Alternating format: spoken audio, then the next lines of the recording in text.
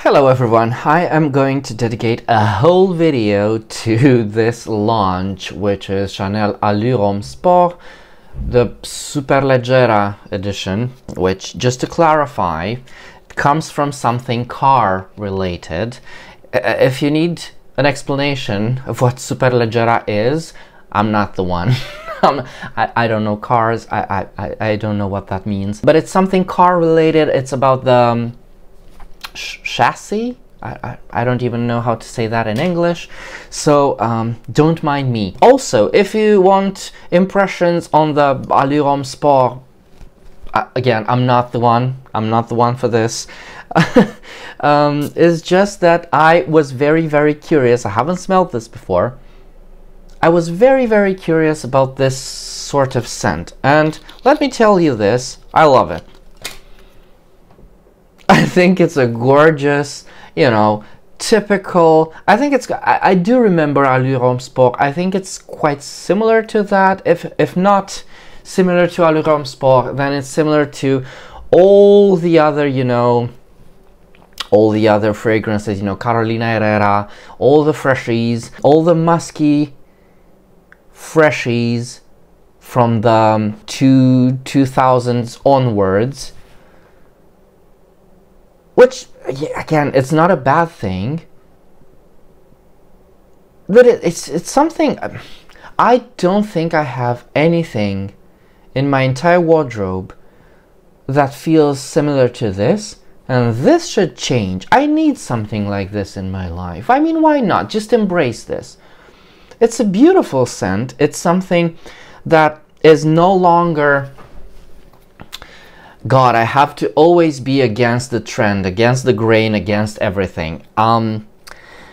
Simply because it's not something that's preferred nowadays. It's no longer men's first choice.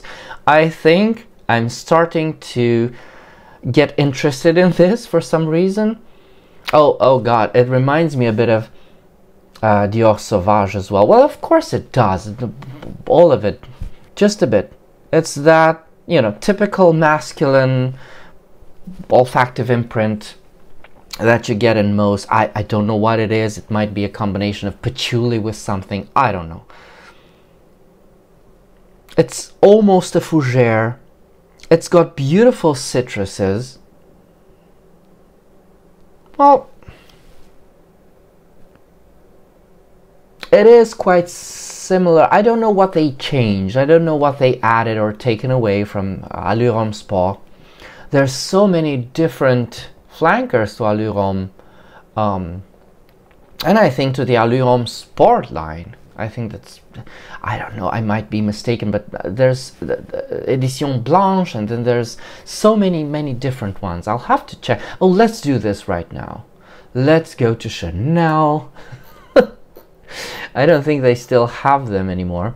So there's the original Allure Homme Sport, then there's Allure Homme Sport Cologne, Allure Homme Sport Eau Extrême, Superleggera now, and the Edition Blanche is not sport related. Eau fraîchissant pour l'été. Oh, I bet that was amazing. So let's see Allure Homme Sport, you know, the main one. When did this come out? This came out in 2004. As I said, 2000 onwards.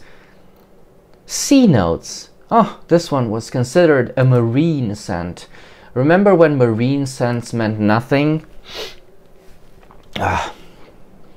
This one is no longer necessarily considered marine, although I do believe there's some ambergris involved, or at least, you know what I mean. This one is just beautiful citrus, musky, patchouli. I see it here, but I can also tell that it's there, and some ISO super.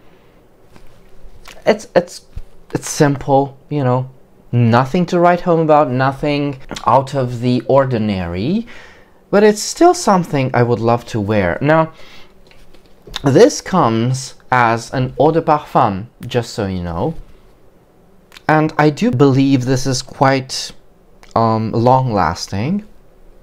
because of course it is. This is what men want, right? This is what everybody wants now. They want very, very long-lasting fragrances, which is understandable.